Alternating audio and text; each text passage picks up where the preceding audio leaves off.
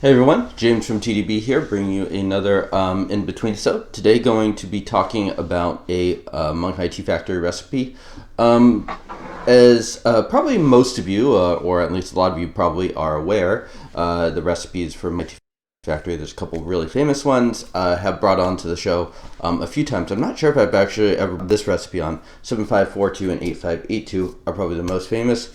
Those are probably the ones that I definitely recommend people get sort of reference cakes or references of, just sort of understanding those teas, just because they're so prominent within the pu'er scene. So sort of understanding sort of that basic profile and how those teas are going to age. Usually I recommend people kind of look from the mid to late 2000s to find those, because you want those teas to have somewhat significant age under them.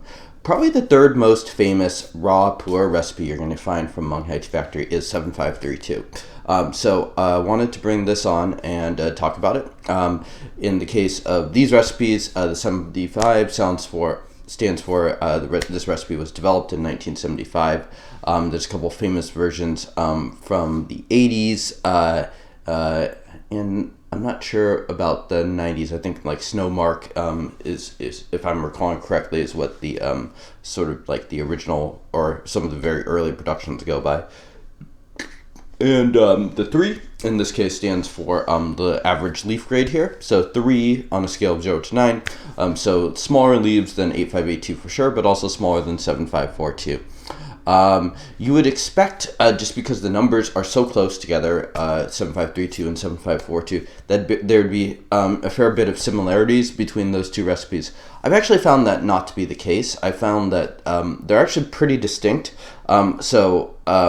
That sort of challenged my initial assumptions of that. I've just found that to be consistently true throughout sort of drink these. I definitely know 7542 a lot better than 7532. I actually don't own any cakes of 7532. Yeah, had a sample here and have been drinking it sort of slowly throughout time, so wanted to do it. 7532, notably tippier, just smaller leaves in general. Another recipe, 0622, is some sort of a combination of 7532 and a different recipe, also very small leaves and tippier. The compression on this cake was quite tight. I got this from a TWL blind sampling. They also sell the 2008 version, which is what I'm drinking, for $75, so pretty reasonable price. What is that dollar per gram wise? 21 cents. So I'm using 5 grams here, so just a little bit over a dollar session. So pretty reasonable considering the age, and I presume they're Taiwanese storage here. So this is steep number 3. Compression is pretty tight, so the first 2 were a little bit light, so I'm guessing this one's going to be a little stronger. Cheers.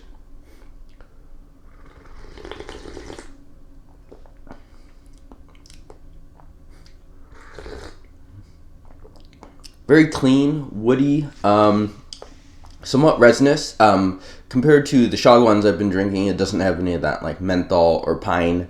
Shagwan has a very different sort of base taste, I'd say. And the profile of it is definitely different than a 7542. I'd say in particular sort of the strength of it. 7542 just has a really, I don't know, broad backbone to it. It has just like bitterness, and then like that aftertaste is really, really notable on the better productions of it, just coming really fast. This one, I don't know, it's a little sharper, I'd say. It's definitely a little greener than the versions, and that, you know, that doesn't necessarily have to do, that might have more to do with the storage than it does the particular recipe. Fairly active. I definitely say this is like on the floral grassier end compared to 7542, which tends to be more darker woods and fruit. This one definitely gets some woody notes, but it's not as sort of like that dark wood as the other ones. Okay, so leaves definitely slowly coming apart here. I like it. Yeah, I think it's pretty solid. Definitely have some aftertaste. I'd say that the depth of the tea, it's not terribly, it doesn't have incredible depth, but you know, that's not unexpected for what is a pretty run-of-the-mill factory production. Alright, so nice clarity there. Brewing up this nice sort of orangish color.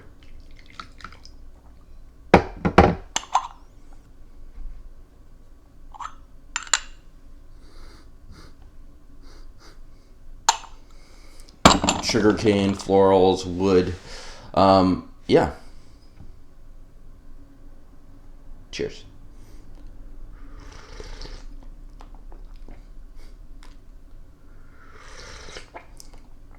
Definitely a bit of bitter, a little bit of herbal notes in this one too. The TWL description I loaded up just before this, they described this as a little bit less bitter. I suppose that's somewhat true. I think a lot depends on how you brew this tea. I can definitely get some bitterness out of this. It might be a little more mild, I guess, compared to some other factory teas from this era.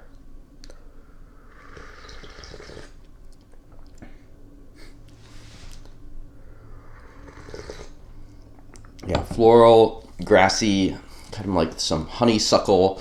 I'd say overall decent. I like this, I would say, mildly more than the 8613 and probably about the same as the 8673. The storage on this, I tend to be a little more forgiving on terms of parameters for Dayi. Storage on this is pretty clean, Taiwanese. Definitely could use some more age. I would be okay with even more aggressive storage than this too. It's still definitely on the green end, so I personally would prefer to give this tea more time before really drinking it regularly. It's perfectly approachable now though, so yeah. So definitely pretty sharp and strong, and it's pretty clear this has some room to age. Yeah. So I'm going to give this tea a 5.8 rating, which is, I think, about the same as I gave that 8673.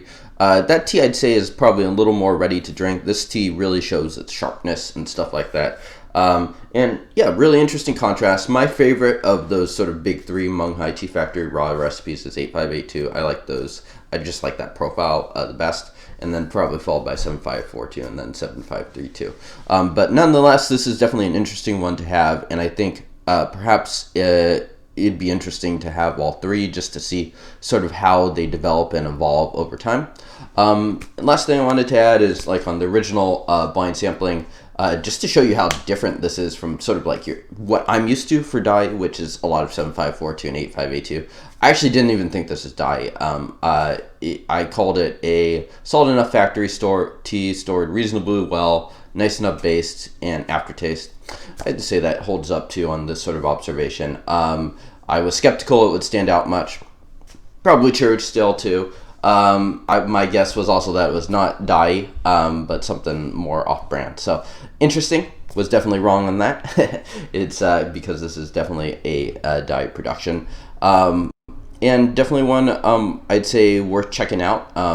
Yeah, so let me know if you've tried 7532 before and what your experiences has been with this tea. And thank you all for tuning in. I'll see you all next time. Cheers.